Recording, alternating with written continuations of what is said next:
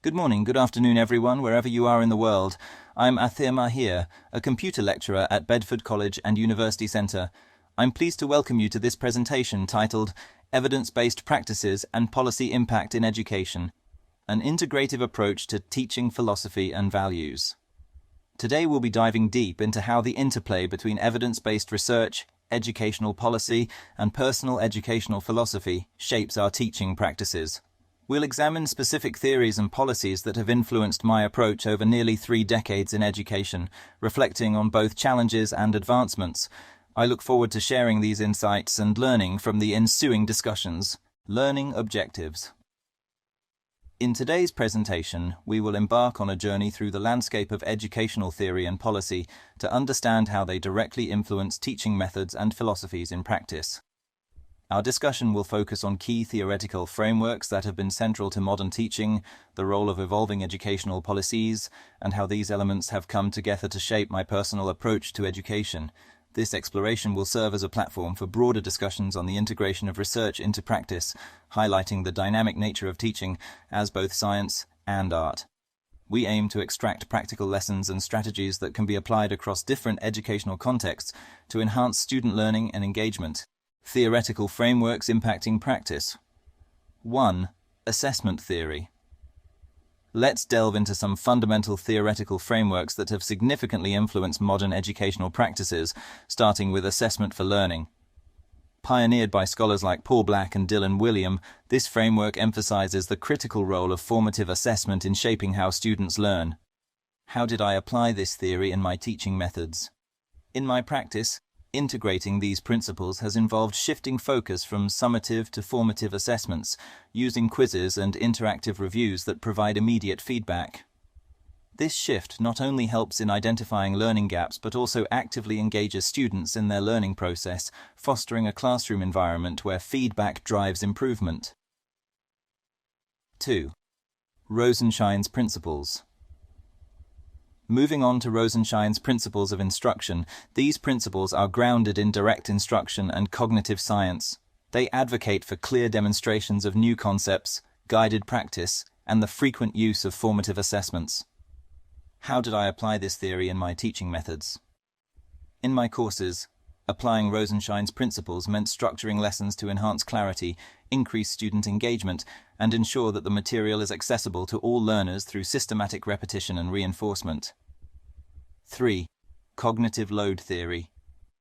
Lastly, we explore the cognitive load theory, which has transformed the way educators design learning experiences. This theory posits that human cognition has a limited capacity, and educational activities should be designed to optimize learning without overwhelming the student. How did I apply this theory in my teaching methods? In my teaching, this has meant simplifying complex subjects into manageable chunks, using multimedia aids judiciously, and ensuring that learning activities are focused and aligned with the essential learning outcomes. By considering cognitive load in lesson planning, we enhance student comprehension and retention of material. Policy influence on professional practice. Relevant policies. Turning our attention to policy, we see a complex web of regulations and guidelines that significantly shape educational practice. Policies at the institutional, local, and national levels provide a framework within which we operate and often dictate the methodologies we employ. For example, inclusion policies have mandated adjustments in how we accommodate diverse learning needs, ensuring that our classrooms are accessible to all students. This has involved adapting teaching materials, employing assistive technologies, and modifying assessment strategies to be more inclusive. Impact of policy. Another significant area of policy impact is the integration of technology in education. Policies promoting digital literacy and technology use in classrooms have pushed me to incorporate more tech-based learning tools. Like this presentation where I use a levelup.io to produce a clear British English voice to make it easier to understand. These policies not only reflect a shift towards a more digital-centric education, but also challenge us to continually update our teaching methods to include new technologies and platforms, thereby enhancing student engagement and learning outcomes. Furthermore, data protection and privacy policies have become increasingly important as we integrate more technology into our classrooms. These policies impact how we collect, store, and use student information, necessitating a careful approach to ensure compliance and protect student privacy. For example, in our college we have an ethics team that reviews all research intended to be conducted to deal with people and collect personal data about them through qualitative or quantitative surveys or interviews. This ethics team ensure that any research meets the education policies regarding ethics and data protection. In summary, while these policies set certain standards and expectations, they also provide opportunities for innovation and improvement in teaching practices. Navigating these policies effectively requires us to be adaptable and forward-thinking, ensuring that our teaching methods not only comply with current regulations, but also anticipate future educational trends. Educational philosophy and its evolution, philosophical stance. Now, let us reflect on the evolution of my educational philosophy over the years, particularly in light of the theories and policies we've discussed. My foundational beliefs in education have always been rooted in constructivism and humanism, which emphasize the importance of building on prior knowledge and focusing on the individual learner's needs. These beliefs have guided my approach to teaching, where I strive to create learning environments that foster discovery and holistic development, evolution of views. Over the course of this year, exposure to various educational theories and policies has further shaped my philosophy. For instance, engaging with cognitive load theory and understanding its implications for instructional design has deepened my appreciation for structured and well-paced learning experiences that enhance student understanding without overwhelming them. Similarly, policies around educational inclusion and the use of technology have reinforced my commitment to ensuring that my teaching methods are not only effective but also equitable and accessible to all students. This has led to a more nuanced understanding of how educational environments can and should adapt to meet the diverse needs of students. In terms of philosophical shifts, while my core beliefs remain unchanged, my strategies and practices have evolved to incorporate more evidence-based research and policy-driven initiatives. This evolution reflects a dynamic educational landscape where continuous learning and adaptation are essential for both educators and students. In conclusion, my educational philosophy is a living framework, continually influenced by new research, emerging technologies, and evolving policies. It is through this lens that I view teaching not just as a profession, but as a lifelong journey in learning and growth. Values in education, influence of theory and policy on values. As we explore the impact of theory and policy on educational values, it's crucial to understand how these elements intertwine to shape our professional conduct and ethical standards. Educational values are not static. They evolve as we integrate new theoretical insights and adapt to changing policies. For instance, the assessment for learning framework has reinforced the value I place on continuous feedback and adaptability in teaching, emphasizing the need for assessments that genuinely aid student learning rather than merely evaluate it. Social justice and inclusion. Policy impacts, particularly those related to inclusion and diversity, have deepened my commitment to social justice in education. This is reflected in my approach to creating an inclusive classroom environment that accommodates students from diverse backgrounds and abilities, ensuring that every student has the opportunity to succeed. Moreover, engagement with cognitive theories and the practical application of Rosenshine's principles have led me to value structured and well-paced instructional strategies that cater to the cognitive load of students. This aligns with my broader educational philosophy that values scientific rigor and evidence-based practices in creating effective learning environments. Additionally, my experiences and the policies governing technology use in education have underscored the importance of digital literacy as a critical educational value. This has prompted me to integrate technology not just as a tool for engagement, but as a fundamental component of the learning process that prepares students for the digital-centric world. Overall, the confluence of educational theory and policy continually shapes and reshapes my values, guiding me towards practices that are not only effective, but also equitable and forward-looking, aligning with broader goals of educational excellence and social justice. Detailed discussion on values. Let's delve deeper into specific educational values that guide my teaching practice and how they are informed by both my educational philosophy and the broader context of policy and theory. Education as self-realization. First, this value, i.e., the value of education as a means of self-realization, is central to my approach. I strive to design learning experiences that allow students to explore their potential and discover their passions, which is a core tenet of humanistic education. Democratic approach. Applying the democratic approach in the management of the learning process is another crucial value. This involves giving students a voice in their education, from choosing project topics to setting class rules, thereby fostering a sense of ownership and responsibility towards their learning environment. Organizational objectives. In terms of organizational objectives and goals, my teaching aligns with institutional missions to promote not only academic success, but also personal growth and social responsibility. This involves planning and implementing educational strategies that support these broader goals, ensuring that education transcends the classroom and contributes to holistic development. Valuing time management and investment in education is reflected in my classroom policies and teaching methods, where I emphasize efficiency and the importance of valuing both students and my own time through structured and purposeful activities.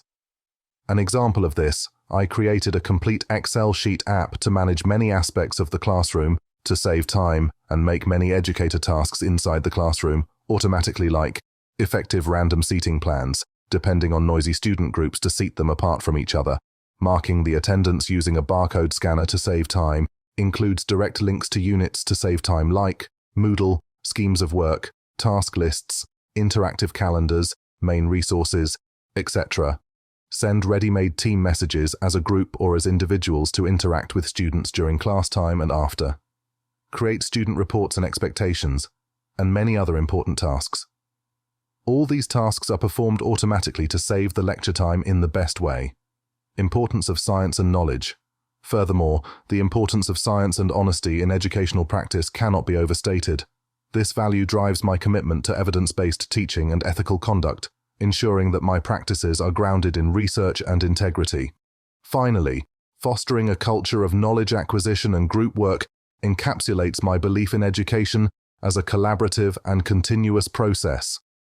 Encouraging students to view learning as a lifelong endeavor and promoting cooperative learning strategies exemplify these values in practice.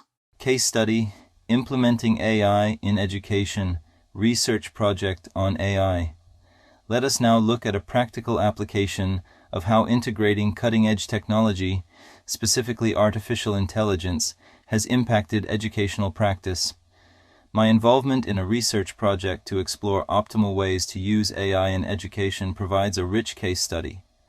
This project was initiated due to the potential of AI to personalize learning and enhance educational outcomes. The project focused on developing AI-driven tools that could provide customized learning experiences, automate administrative tasks, and facilitate more effective assessment processes. For example, we developed an AI tutor that could adapt to individual student learning speeds, offering personalized feedback and additional resources tailored to each student's needs. Please scan this quadratic code to get all the necessary AI magic prompts you need in learning and teaching. Findings and impacts. The impact of this integration was significant. We observed improvements in student engagement, with students showing a greater interest in subjects when interactive AI tools were used. There was also a noticeable improvement in learning outcomes, as the AI tools helped identify and address individual learning gaps. Challenges were also part of this integration. Concerns regarding data privacy and the need for constant updates and maintenance of AI systems were significant. However, the overall feedback from students and faculty was positive, indicating a strong potential for future expansions of AI use in our educational practices.